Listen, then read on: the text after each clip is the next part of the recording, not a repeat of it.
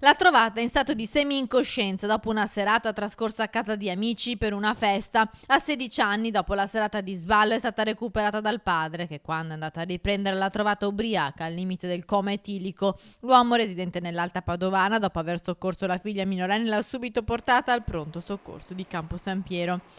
Ai medici che l'hanno presa in cura è proprio il padre a spiegare il motivo dello stato della giovane. La sedicenne è stata ricoverata e tenuta sotto osservazione. Gli esami hanno riscontrato nel suo sangue un tasso alcolemico di 2,3 grammi per litro, che sul suo fisico ha avuto un effetto devastante, mandandola a un passo dal coma. Dopo aver ricostruito quanto accaduto, i medici hanno allertato i carabinieri. La giovane infatti è minorenne, non ha l'età legale per acquistare e consumare alcolici. Secondo quanto accertato, avrebbe passato la serata in una festa privata assumendo volontariamente gli alcolici. Al momento non ci sono denunce nei confronti di terze persone, ma le indagini proseguono per valutare eventuali responsabilità.